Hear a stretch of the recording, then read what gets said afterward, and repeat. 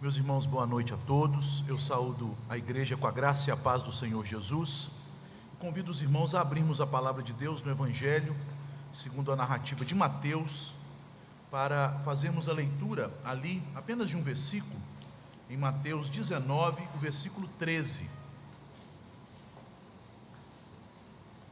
Mateus, capítulo 19, verso 13. Na semana anterior, nós pregamos toda esta sessão, são apenas 3 versículos, que fala a respeito de Jesus como Salvador dos pequeninos, Mateus 19, de 13 a 15. E depois de ter feito aquele sermão panorâmico, eu havia dito aos irmãos que pregaria alguns sermões sobre verdades a respeito da salvação dos filhos dos crentes, verdades a respeito da promessa de Deus para com os nossos pequeninos. E hoje nós vamos nos deter neste verso 13, que diz assim: trouxeram-lhe então algumas crianças, para que lhes impusesse as mãos e orasse, mas os discípulos os repreendiam. Oremos. Senhor Deus, Pai bendito, nós te louvamos, te agradecemos pelo santo evangelho que nos foi dado, ó Deus, para nos revelar o teu plano de graça, de bondade, de misericórdia, em alcançar pecadores e conduzi-los a Cristo, e por meio de Cristo, a salvação eterna. Te louvamos, ó Deus, porque esta salvação não é apenas para indivíduos, mas é para um povo, para famílias de famílias, pois o Senhor mesmo prometeu a Abraão que por meio de Cristo, descendente de Abraão, seriam abençoadas todas as famílias da terra. Te louvamos, ó Deus, porque sabemos que a promessa de salvação é para aqueles que creem em Jesus e também para a casa deles, como o apóstolo Paulo afirmou ao carcereiro: crê no Senhor Jesus e será salvo tu e a tua casa. No entanto, ó Deus, nós também percebemos que muitas vezes ficamos distantes destas promessas, não porque haja falha no Senhor, como o Senhor não falhou com o teu povo em nenhuma época, e o Senhor é o mesmo ontem, hoje e será para sempre, mas porque, ó Deus, há falhas em nós, principalmente em nossa fé. O povo de Israel não pôde entrar no teu descanso por causa da incredulidade, e nós muitas vezes não temos recebido mais das tuas promessas, porque não cremos plenamente em tua palavra, porque nossa fé é débil, fraca, pequenina. Contudo, ó Deus, nós sabemos que o Senhor tem nos aumentado a fé, dando-nos conhecimento da palavra, dando-nos pelo Espírito Santo capacidade de aceitá-la em sua totalidade e, acima de tudo, concedendo-nos, ó Pai, a graça para confiarmos e sermos fiéis àquilo que o Senhor nos diz. Por isso, ó Deus, nós te suplicamos que nesta hora o Senhor use a ministração do Santo Evangelho, a pregação da palavra de Cristo, para aumentar a nossa fé, pois a fé vem pelo ouvir, o ouvir a pregação de Cristo. E aumentando a nossa fé, que seja também aumentado o nosso acesso às tuas ricas e preciosas promessas, para o nosso bem e para o bem da nossa posteridade, da nossa descendência. Assim nós oramos, ó Deus, agradecidos e confiados no Senhor e na operação do teu Santo Espírito, em nome de Jesus, amém. Meus irmãos, eu quero ousar dizendo que a crise mais antiga que a humanidade enfrenta, desde o Éden, é a crise da masculinidade. Deus colocou Adão no jardim do Éden como seu representante, e Deus deu a ele, conforme nós lemos em Gênesis 2, claras tarefas que ele deveria exercer. Ele deveria trabalhar cultivando e guardando tudo o que Deus criou. 2 ordens que são bem simples, mas que envolvem uma gama enorme de atividades: cultivar e guardar. Como um cultivador, cabia a Adão fazer com que, pelo seu trabalho, um trabalho zeloso, com afinco, todos os potenciais ocultos na criação se desenvolvessem. que dos metais e minérios que haviam na criação, ele pudesse criar coisas preciosas, que das plantas e árvores ele poderia construir casas, produzir remédios, produzir coisas boas, enfim, ele deveria trabalhar para desenvolver tudo aquilo que Deus criou e que embrionariamente já estava ali no jardim. Essa tarefa seria exercida não sem ajuda, mas com o auxílio da esposa. E essa tarefa também envolvia uma ajuda que viria, porque Deus deu ao homem e à mulher, ao primeiro casal, o poder procriativo de gerar filhos. E em Gênesis 1:28 nós lemos que eles gerariam filhos para poder dominar. Isto é, que o trabalho de Adão, de cultivar o jardim, seria possibilitado pelo auxílio da esposa e pelos filhos que Deus daria a eles. Mas há uma segunda tarefa muito importante, que muitas vezes também passa despercebida. A segunda tarefa seria a de guardar. Apesar de ainda não existir o pecado no Éden, o mal já existia. E não apenas existia o mal espreitava o jardim. Era papel do homem, portanto, guardar o jardim contra a serpente tentadora, protegendo aquele local santo, protegendo a sua própria vida e protegendo os seus, a sua família. Mas, meus irmãos, todos nós conhecemos o final da história.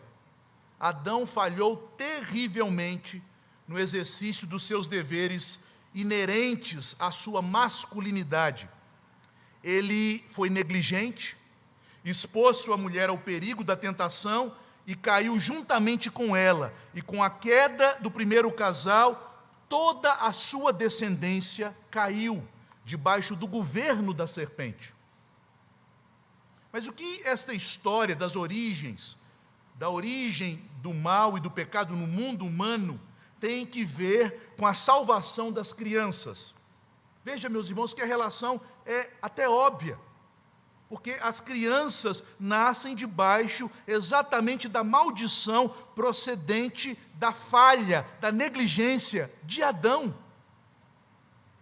Percebam que o texto de Mateus 19 começa falando sobre o matrimônio, sobre o casamento. E Jesus, ele é confrontado por homens que, semelhantemente a Adão, falhavam em seus deveres matrimoniais. Naquela época, tal como acontece hoje, os homens falhavam por não honrarem o voto do seu matrimônio. Eles abandonavam a mulher da mocidade por motivos fúteis, buscavam se unir a outras mulheres. E foi isso que o próprio Deus denunciou através da boca do profeta Malaquias, no capítulo 2 de sua profecia, dizendo que por causa desta infidelidade ao matrimônio, implicações sérias poderiam ser observadas nas gerações futuras, pois a descendência que o Senhor buscava não haveria de manifestar-se, já que os homens eram infiéis em seu matrimônio, ou então se casavam com adoradoras de ídolo. Os filhos, por esta razão, pela falha de homens em serem piedosos e tementes ao Senhor, no contexto do povo de Deus, se afastariam do Senhor, se afastariam do caminho da graça e da salvação. E é diante deste cenário terrível, de casamentos desfeitos, de famílias arruinadas, e nós não temos claramente exposto o que eu vou dizer, mas isto é uma dedução que podemos fazer, de filhos negligenciados, porque não há filhos mais negligenciados do que filhos que são abandonados pelos seus pais, que divorciam de suas mães. E não queiram me enganar com os papinhos modernos, que há casais que eu conheço que são separados e são ótimos pais. Isto é uma mentira, porque um pai que não ama a mulher com quem ele fez um compromisso, não amará os filhos que ele teve com essa mulher. Isso é mentira do mundo, isso é mentira da serpente. Não se enganem com as seduções da serpente, meus irmãos. E diante de todo este cenário, o Evangelho nos apresenta o Senhor Jesus como Salvador, que tanto restaura lares destruídos pelo pecado, quanto também recebe em seus braços os filhos da aliança para os abençoar e salvar. Porém, meus irmãos, cumpre aos pais levar os pequeninos a Jesus. Vejam o que nós lemos em Mateus, no capítulo 19, versículo 13, que os pais, os responsáveis por aqueles pequeninos, é que os levaram. Trouxeram-lhe, então, algumas crianças.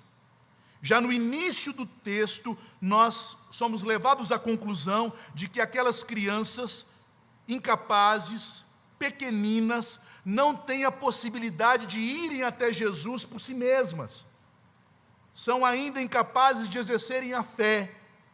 E mesmo tão pequeninas não são neutras, porque o pecado, a herança maldita que provém de Adão, o pecado original já está sobre elas e nelas opera.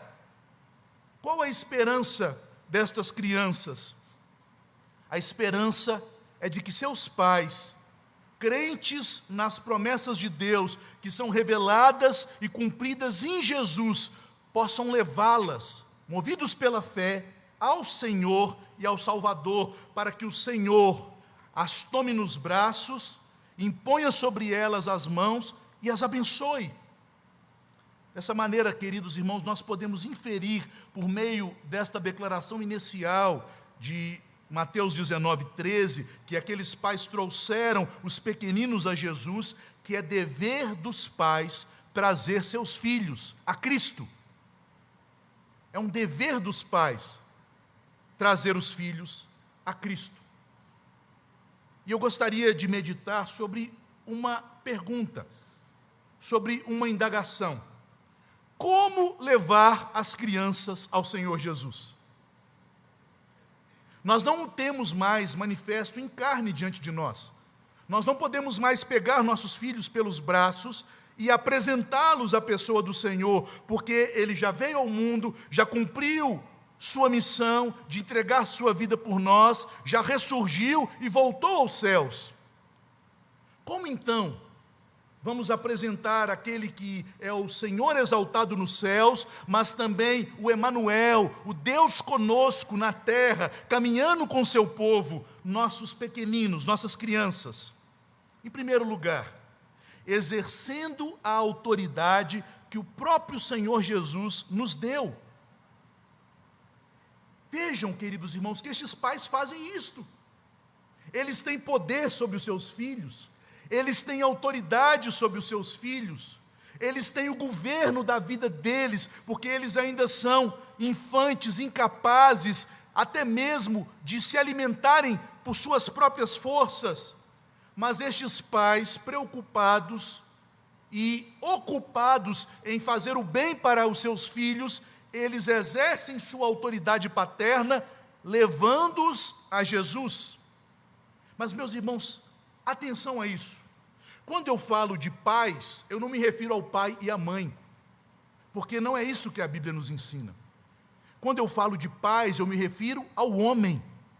É absolutamente essencial para que o casal reconheça que a responsabilidade final pela criação de filhos é do homem, é do pai.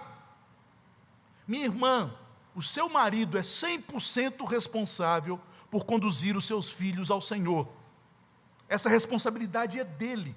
E ele não pode delegar isto para a esposa, para a igreja, ou para quem quer que seja, para o pastor, para o presbítero, para os avós. A responsabilidade é do pai. O marido foi colocado como cabeça da esposa para liderá-la, principalmente na criação dos filhos. Ele não deve reagir às ações dela, culpando-a. Ele não deve se colocar debaixo da vontade dela, sendo liderado, porque Deus cobrará do homem. Eu sei que para muitos o que eu estou dizendo aqui pode soar estranho, mas, meus irmãos, eu quero dizer, se isso soa estranho aos seus ouvidos, é porque você precisa ler mais a Bíblia. Veja que a Bíblia ensina que o marido é o cabeça da esposa. Efésios capítulo 5, versículo 23, nos diz isso, que a mulher piedosa e cristã deve ser submissa ao seu próprio marido, e que, como líder espiritual da esposa, ele é o responsável pelos filhos, pelos frutos gerados neste contexto da família, conforme nós lemos em Efésios 6:4. Ali é dito: pais, criai os vossos filhos na disciplina e na admoestação do Senhor. Em português a palavra é abrangente. Ao usarmos a palavra pais, ela serve na língua portuguesa para englobar o pai e a mãe, mas isso não acontece no original, na língua grega. A palavra usada pelo apóstolo Paulo no grego é a palavra páteres, que se refere apenas aos homens. Ele está dizendo: você, pai, homem, você tem a responsabilidade diante de Deus de criar o seu filho, de educá-lo e de conduzi-lo na disciplina e na admoestação do Senhor. Esta não é uma responsabilidade do Estado, esta não é uma responsabilidade da igreja, esta não é uma tarefa da sua esposa, embora ela vá te auxiliar nisso. Esta é uma tarefa sua, homem de Deus. Assim sendo, meus irmãos, é crucial, é extremamente importante que essa responsabilidade do marido seja abraçada por ele e seja entendida pela esposa. Prestem atenção nisso. Qual foi o pecado de Adão? Não abraçar a sua responsabilidade. Qual foi o pecado de Eva? Tomar a frente das coisas quando Adão agia em omissão. E qual tem sido o pecado das famílias em todas as épocas? Homens omissos, mulheres para frente. Homens que ficam na retaguarda, mulheres que tomam a frente da batalha. O reverendo Douglas Wilson, que é um importante escritor e pregador sobre o assunto da família, no seu livro Firmes nas Promessas, ele diz o seguinte: no lar, o marido é uma figura de Cristo. Mas se ele não demonstra a iniciativa de amar, ensinar ou admoestar, ele é uma falsa imagem de Cristo em sua casa. Em outras palavras, cada marido, todo dia, está falando para os seus filhos de Cristo por meio de seu comportamento. No entanto, muitos maridos têm sido uma imagem de Adão, e não de Cristo. Daquele representante da humanidade que falhou por ser omisso, por ser fraco em seus deveres, por não guardar a sua casa. De forma prática e ativa, meus irmãos, o marido é chamado por Deus para liderar a sua família. E a esposa é chamada por Deus para auxiliá-lo neste papel que é dele. É por esta razão que o apóstolo Pedro, inspirado pelo Espírito Santo de Deus, na sua primeira epístola, no capítulo 3, versículo 7, ele diz aos homens: maridos, vivei a vida comum do lar com discernimento. Isto é, ele deve ter um canal aberto de comunicação, de diálogo, ele deve ser ativo e inteirado sobre a vida da casa, ele deve usar a sua esposa e participá-la do governo da casa, para que ela o informe sobre os filhos e para que ela o ajude na criação, na condução e na educação dos filhos. Percebam, meus irmãos, que mesmo caídos, nós temos isto intuitivamente operando em nós. É muito comum que as mães, quando não conseguem dar conta dos filhos, não conseguem exercer plena autoridade nos filhos, elas digam assim: eu vou falar para o seu pai. Mas também é muito comum que estas mesmas mulheres, quando buscam o pai, o marido, e falam, o marido diz: deixa, ele é menino, ele ainda é pequeno, e mostram negligência no agir. O que a Bíblia nos ensina é que a esposa não deve usar essa declaração, eu vou falar para o seu pai, como uma ameaça, mas ela deve sempre dar de prontidão informações ao esposo do andamento do lar, e que deve ser uma iniciativa do esposo buscar estas informações. Maridos, vivei a vida comum do lar, com discernimento, entendendo como a casa funciona, entendendo como as coisas acontecem. Mas, além disso, o marido deve honrar a esposa e respeitá-la em suas limitações como um vaso mais frágil e precioso. Quando a Bíblia nos diz nesse mesmo verso que a esposa é um vaso frágil, as Escrituras não querem diminuir a mulher, mas querem, de certa forma, chamar o marido a honrá-la. O que nós fazemos com um vaso frágil? Nós o colocamos na área de tanque para guardarmos objetos, produtos de limpeza, coisas pesadas. Nós a colocamos na garagem para guardarmos ferramenta. Se você ganha um vaso de cristal ou de uma porcelana muito fina e delicada, são nestes locais que você coloca esse vaso? Não. O vaso frágil, que é usado como uma figura para que o homem entenda a maneira como deve tratar de forma doce, de forma bondosa, de forma cortês sua esposa, é o vaso precioso, que é tratado com cuidado. Os maridos devem tratar sua esposa assim. Sempre que os filhos olharem para a mãe, eles devem perceber por trás dela uma sombra. A sombra do pai, de sua autoridade e de sua proteção. Os filhos devem entender que a mãe exerce a autoridade em nome de um pai que será severo se eles falharem, que haverá de agir de maneira firme se eles a desrespeitarem. Mais ainda, os maridos têm toda a autoridade no lar, mas uma autoridade que deve espelhar a Cristo. E Jesus Cristo declara que tipo de autoridade é esta em Marcos 9,35, quando ele mostra que a autoridade no reino é uma autoridade de um líder servo. Aquele que quiser ser o maior no reino, seja o servo dos demais. O homem é colocado como cabeça e líder no lar, não para usar essas prerrogativas a fim de explorar, a fim de se colocar como um tirano em sua casa. Não. Ele é colocado ali, nesta posição, para servir sua esposa e seus filhos, conduzindo-os mais perto de Cristo, protegendo-os e os guardando, nutrindo-os em sua carne, mas também em sua alma. Portanto, estes homens que são líderes servos devem se dedicar muito para prover sua família de todo cuidado material e espiritual. Devem corrigir os erros com um espírito terno, devem disciplinar com firmeza e devem, acima de tudo, protegê-los de toda forma de mal. Meus irmãos, essa é a primeira maneira de levarmos nossos filhos a Cristo. Se não há autoridade masculina em sua casa, mesmo que você seja um crente, se você não tem mostrado Cristo em sua vida para os seus filhos, permitindo que a glória dele manifeste em seu caráter, você não está levando os seus filhos aos braços do Senhor Jesus. Não seja um crente supersticioso, achando que orações sem obediência serão atendidas, porque Deus abomina as orações daqueles que fecham seus ouvidos para ouvir seus mandamentos.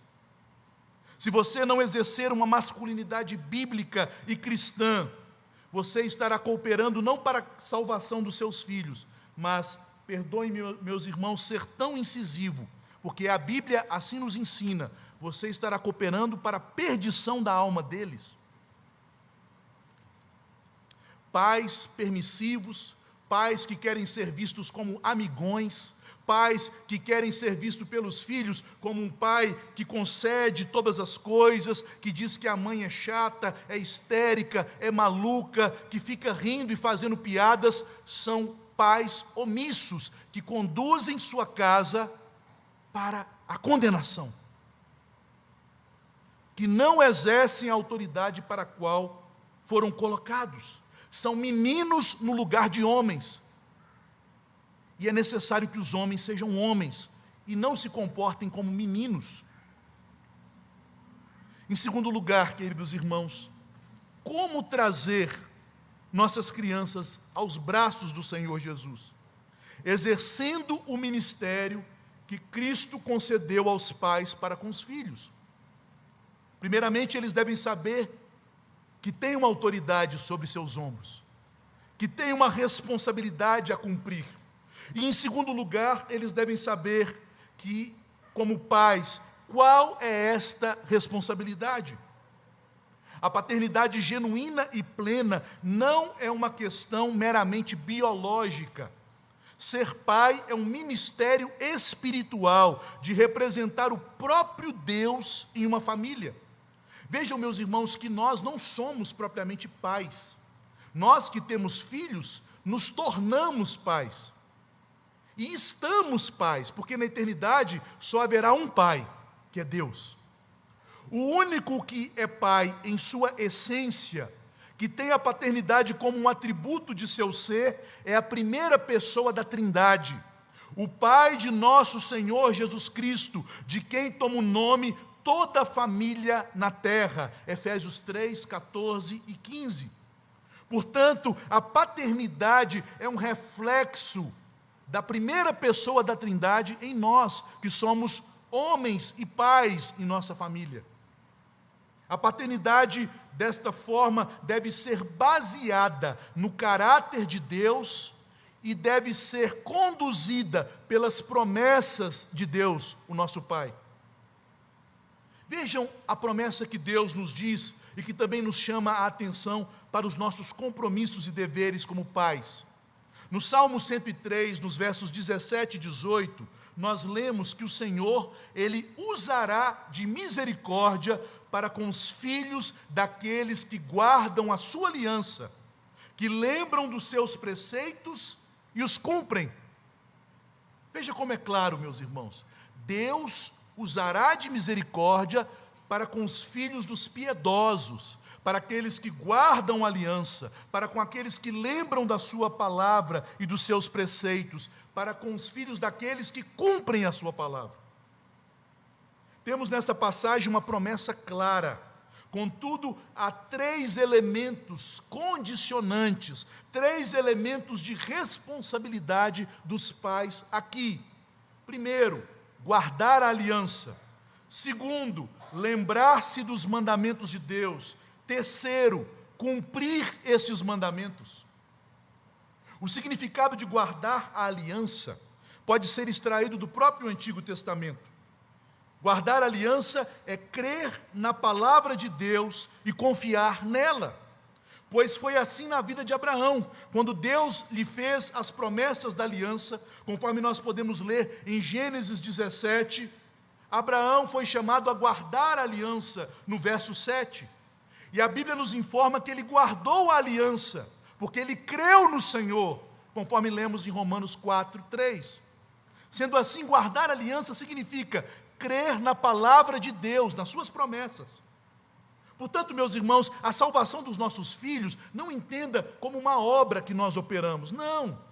Mas é uma promessa da graça, que procede da nossa fé, de uma fé que se manifesta em fiel obediência.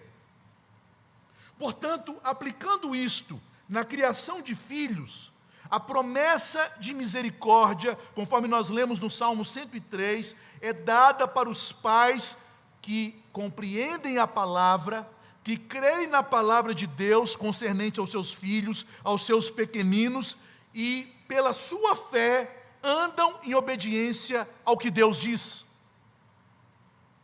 Porque crer em Deus sempre resultará em fidelidade e obediência. Uma fé que não obedece não é fé nenhuma. Tiago declara: a fé sem obediência, a fé sem obras é morta, não é fé, é hipocrisia.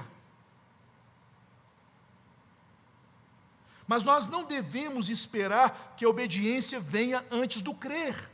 A criação de filhos é o ponto mais importante para percebermos essa relação tão fundamental da teologia bíblica entre justificação, que é o ato de Deus nos perdoar de todos os nossos pecados, nos declarando livres de condenação nos céus por causa da obra de Cristo, e a santificação, que é o ato de Deus nos dar o seu Espírito para nos purificar dos efeitos do pecado em nós, pela mortificação do nosso velho homem e pela vivificação de um novo homem que é feito segundo a imagem do Senhor. Estas duas coisas andam intimamente relacionadas nas Escrituras e elas fazem parte da mensagem do Evangelho da Graça. Aqueles a quem Deus justificou, a estes Ele também santifica e glorifica. Sendo assim, aqueles que creem nas promessas da aliança, Ele haverá de manifestar a sua fé com obediência ao que Deus diz. Você crê que Deus tem promessas de salvação para os seus filhos? O crente diz: eu creio, porque a promessa é para vós e para os vossos filhos. Então, se você crê, obedeça a minha palavra, eduque-os nos caminhos do Senhor. É assim que os crentes andam, uma fé que se manifesta pela produção de frutos, de boas obras na vida deles e na vida dos seus filhos, resultando na salvação dos pequeninos.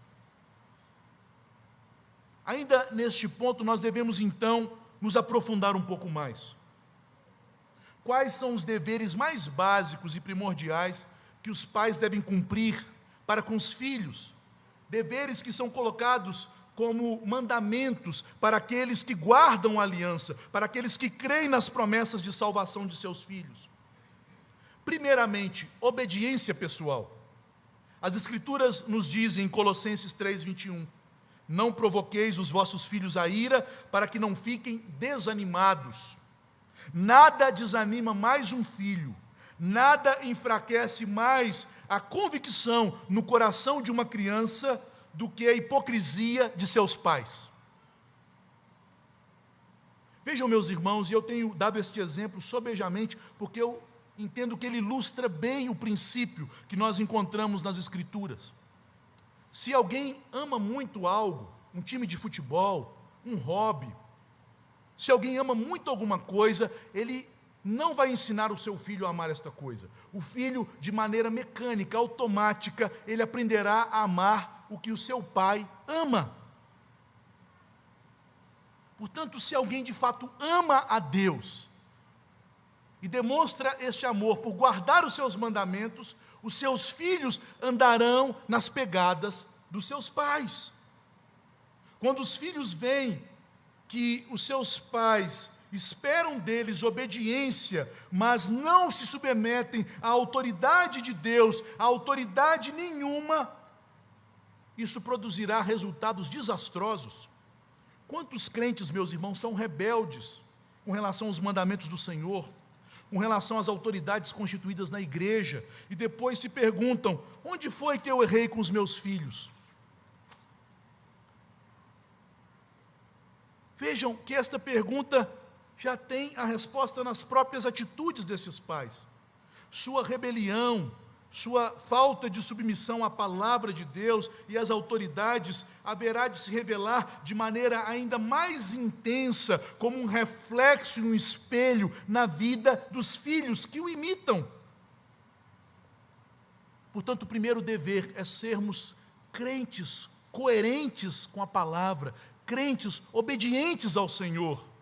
Na medida em que crescermos em nossa própria santidade, nossos filhos aprenderão também a nos imitar. Em segundo, nós somos chamados a interceder pelos filhos.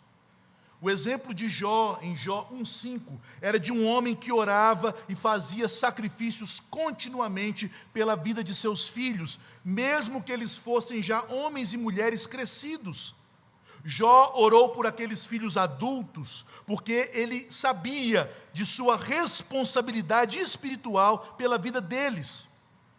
Meus irmãos, há uma teologia do Código Civil em nossas igrejas, ou do Código Penal, que se uma criança atinge a maioridade para os padrões do governo, elas não são mais responsabilidade minha, agora é ele com Deus. Eu nunca li isso na Bíblia. Não existe o Código Penal e o Código Civil brasileiro na Bíblia, meus irmãos. Jó orava por filhos adultos, e sacrificava por eles, pedindo em nome deles, como sacerdote de sua casa, perdão pelo pecado que aqueles filhos poderiam ter cometido. Ele ofereceu a Deus sacrifícios pelos pecados dos filhos, porque ele sabia que era dever dele como pai criá-los na disciplina e na admoestação do Senhor, e este dever não cessa quando os filhos fazem 18 anos, ou quando eles vão para a universidade, ou quando eles se casam. Este dever de ser alguém que intercede, que ora pelos filhos, permanece sobre os ombros dos pais por toda a vida. E como nós veremos no sermão da próxima semana, se os seus filhos falharem em sua vida espiritual, parte da responsabilidade é sua. E parte da responsabilidade de se arrepender e clamar pela vida deles é também sua. E aqueles que têm dito para você que você fez tudo o que podia e você não tem culpa de nada, estão falando em nome do diabo e não em nome de Deus. Porque a Bíblia diz que a responsabilidade é dos pais. Se filhos de crentes não permanecem no caminho do Senhor, é porque você errou, é porque você falhou. Em terceiro, a instrução nos padrões de Deus. O texto mais importante da Bíblia sobre o dever dos pais de instruir os seus filhos encontra-se no Pentateuco. É o texto de Deuteronômio 6, que já lemos na liturgia desta noite. Os pais devem inculcar, isto é, devem ensinar em todo o tempo aos seus filhos reconhecerem que há um único Deus, ensinando os seus filhos a amá-lo com todo o seu coração, com todo o seu ser, com a sua alma, entendimento e força. Devem ensiná-los a guardar e obedecer os mandamentos deste Deus, que é o Salvador dos seus pais e também deles. Isto eles devem fazer em casa e fora dela, com a mente e com suas ações. Por isso o sinal deveria ser colocado na testa, nas mãos e nos umbrais da porta, em casa, fora de casa, na mente e nas atitudes. Os pais devem ensinar os seus filhos: ame a Deus, guarde os seus mandamentos. Mas quantos pais, ao invés de ensinarem a Bíblia no cotidiano, ensinam maus exemplos aos seus filhos? Quantas oportunidades de ensinarmos a Bíblia em situações corriqueiras, andando com os filhos, levando-os na escola, no trânsito, em perguntas que eles fazem, em situações que eles se envolvem com seus amigos, em situações que eles se envolvem na igreja, e ao invés de os instruirmos com a palavra do Senhor, os instruímos com a nossa carne, e assim os afastamos do caminho de Deus, os tiramos dos braços do Senhor Jesus. O texto de Deuteronômio 6 nos apresenta um estilo de vida, de ensino.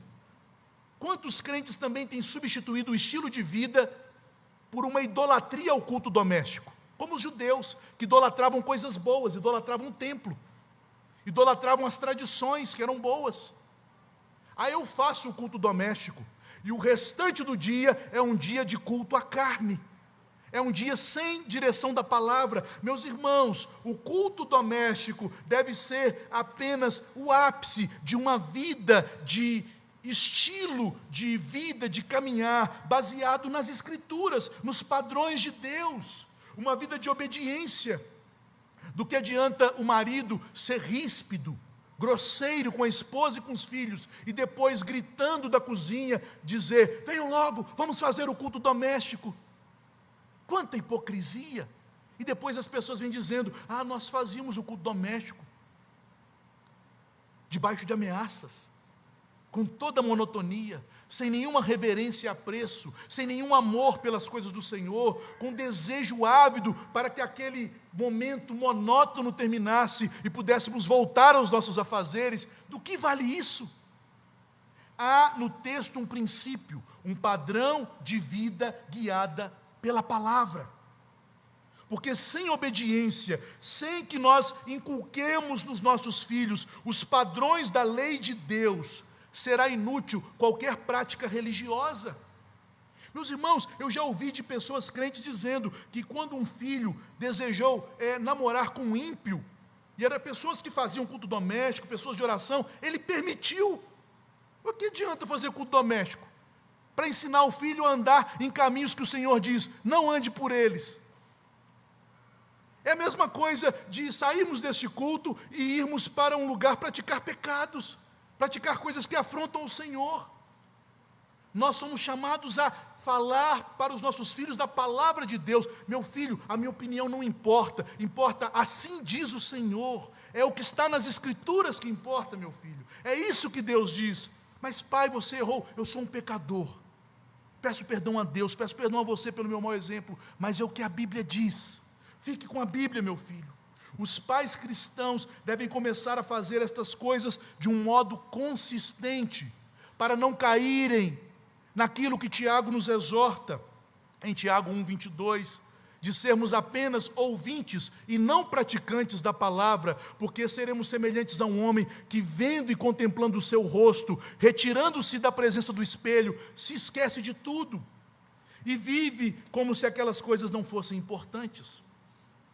Dentro deste ponto de inculcar aos nossos filhos a lei do Senhor, há nas Escrituras algo de extrema importância, porque em um dos mandamentos é citado claramente a responsabilidade dos pais para zelarem que seus filhos cumpram aquele mandamento. Você sabe qual mandamento é este? É o 4º mandamento. O 4º mandamento pode ser tido como um termômetro de piedade e de compromisso com a aliança.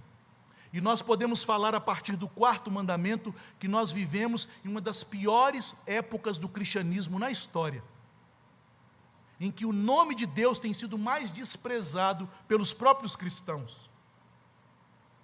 Porque em Êxodo 20, quando Deus nos chama a lembrar do dia do Senhor para santificá-lo, é dito em especial aos homens, aos pais, nesse dia, Êxodo 20, verso 10, não trabalharás, nem tu, nem teu filho, nem tua filha, nem o teu servo, nem a tua serva. Nosso catecismo, na pergunta 118, explica a respeito desta parte do 4º mandamento, com a seguinte pergunta: por que é o mandamento de guardar o dia do Senhor, o domingo ou o sábado cristão, mais especialmente dirigido aos chefes de família e a outros superiores, como patrões que abrem seus comércios no domingo? O mandamento de guardar o dia do Senhor é mais especialmente dirigido aos chefes de família e a outros superiores, porque estes são obrigados não somente a guardá-lo por si mesmos, mas também a fazer que seja ele observado por todos os que estão sob o seu cuidado, e porque são às vezes propensos a atrapalhar por meio de seus próprios trabalhos aqueles que querem guardar o dia do Senhor. Portanto, meus irmãos, se nós observarmos estes simples deveres, o dever de sermos exemplo para os pequeninos, o dever de inculcarmos na mente e no coração deles as palavras da aliança, o dever de interceder e orar por eles, até mesmo quando eles se tornem homens maduros e mulheres crescidas, nós podemos ter a certeza de que o Senhor haverá de usar misericórdia, porque nós os estamos levando aos braços de Jesus. O Senhor haverá de abençoá-los. E por fim, como trazer nossos filhos a Jesus? Sendo encorajados pelas promessas de Cristo, dadas aos pais a respeito dos seus filhos. A Bíblia nos ensina que a regra para os crentes fiéis, para aqueles que são fiéis à aliança, é que seus filhos também serão fiéis. No Salmo 102, versículo 28, nós lemos sobre esta promessa. É dito: os filhos dos teus filhos habitarão seguros, e diante de ti se estabelecerá sua descendência. De igual modo, nós já vimos também a mesma promessa no Salmo 103, versículos 17 e 18. A misericórdia do Senhor é de eternidade a eternidade sobre os que o temem, e a sua justiça sobre os filhos dos filhos, para aqueles que guardam sua aliança e para com os que se lembram dos seus preceitos e os cumpre. Pastor, isso é coisa do Antigo Testamento. Sabe quem citou este texto? Maria, a mãe do Senhor Jesus, quando recebeu a promessa da dádiva do Salvador, que viria ao mundo por meio do seu ventre, ela, em Lucas 1,50, cita as palavras do Salmo 103, a misericórdia do Senhor é de eternidade a eternidade sobre aqueles que o temem, sobre os crentes e sobre os seus filhos. Porque a Bíblia, e não apenas o Antigo Testamento, é cheia de promessas aos pais. Não há propriamente uma transferência automática destas bênçãos, meus irmãos, dos pais para os filhos, mas estas promessas nos foram feitas para nos encorajar em fé e fidelidade. Os pais que estão na aliança com o Senhor e que mantêm, que guardam essa aliança por meio de uma fé operosa e obediente aos mandamentos de Deus, eles podem estar seguros que a graça também vai agir com bênçãos em sua família. Em outras palavras, pais que fazem o que lhes é ordenado, apesar de suas fraquezas e pecado, mas que se esforçam pela graça para obedecerem à palavra do Senhor, eles podem aplicar para si essas promessas das Escrituras e podem encontrar nelas conforto. Foi isso que o apóstolo Pedro declarou à multidão que se converteu no dia de Pentecostes. Ele disse que a promessa da dádiva do Espírito Santo é para os crentes e para os seus filhos. Está em Atos 2,39, pois para vós outros é a promessa e para os vossos filhos. A promessa da salvação em Cristo. Desse modo, queridos irmãos, pais cristãos precisam saber que seus filhos são separados do mundo e consagrados ao Senhor, como lemos em 1 Coríntios 7,14, que os nossos filhos são santos, separados do mundo para receberem o Evangelho, e se formos fiéis, obedientes pela fé, às promessas de Deus, para serem também alvo das operações do Espírito. Pais tementes a Deus podem estar seguros e esperançosos de ver seus filhos crescendo e conhecendo a Jesus. Contudo, meus irmãos, tais promessas são para pais pactuais fiéis, porque a palavra de Deus não pode ser quebrada. O gracioso chamado do Senhor aos nossos filhos, netos e bisnetos é algo no qual podemos descansar, se andarmos pela fé em obediência aos mandamentos da aliança. Como aplicar estas verdades? Tem algumas aplicações, já que estamos falando de coisas muito práticas. Em primeiro lugar, eu quero me dirigir aos homens. Meus irmãos, homens, eu não quero com esta palavra desanimá-los, eu quero encorajá-los, porque se você está olhando para o que você deixou de fazer, para quem você é, para o tamanho do seu pecado, você está olhando para a direção errada. Eu quero que você veja o tamanho da graça que nos é oferecida no Evangelho. As promessas que servem para nos encorajar e nos motivar em nossos compromissos com Deus. Homens, Deus nos tem chamado para uma excelente obra, melhor do que qualquer carreira secular, melhor do que qualquer riqueza que o mundo possa nos oferecer, melhor do que qualquer projeção e fama que alguém possa alcançar, a obra de gerarmos filhos para a eternidade, a obra de cooperarmos com o crescimento e avanço da família da fé, por meio de nossa vida, família e ministério. Homens são chamados para cuidar e para proteger os seus. Deus nos chamou, veja que honra, homens, Deus nos chamou para isso. Se Ele nos chamou, Ele nos capacitará, e se nós crermos nele, podemos ser como o pequeno Davi, podemos ser como o ancião Calebe, mas se nós crermos nele, homens, nós faremos proezas, porque é assim que a fé age. Ela crê na palavra de Deus e ela obedece. Nós temos que levar nossos filhos e depositá-los nos braços de Cristo, porque Deus não nos tem dado filhos para a calamidade, conforme prometeu o Senhor a Isaías, em Isaías 65. Portanto, não basta homens como os ímpios, os melhores dos ímpios, porque nem isso os ímpios têm feito mais, como os melhores dos ímpios pensam, não basta apenas ser um homem trabalhador, que provê o pão material, se não cuidamos da alma dos nossos. Do que adianta o homem conquistar o mundo inteiro e perder a sua alma, a alma dos seus filhos? Nós devemos pedir ao Senhor um coração piedoso, um coração cheio de amor por nossa esposa e por nossos filhos, por nossos netos que virão ou já vieram, por nossos bisnetos e pela descendência que ainda não veremos ainda. E meus irmãos, o Senhor não nos negará essas bênçãos. O Senhor busca uma posteridade fiel. E se você é pai ainda de pequeninos, a instrução foi dada, o Espírito nos é dado, portanto, obedeça.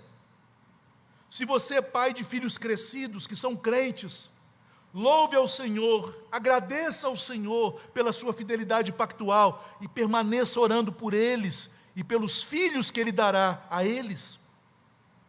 E se você é pai de filhos crescidos desviados, eu quero te chamar ao que o Evangelho nos chama: arrependei-vos e crede no Evangelho. Confesse ao Senhor, homem, o seu pecado, e o Senhor não te negará a graça. Interceda pelos seus filhos, antes que você tenha que chorar por eles. Absalão, meu filho Absalão, morreu e foi condenado. Davi não chorou assim, desesperado, quando o filho de Betseba foi recolhido, porque o Senhor o consolou, e ele disse: ele não virá a mim, mas eu o encontrarei no céu, eu irei a ele.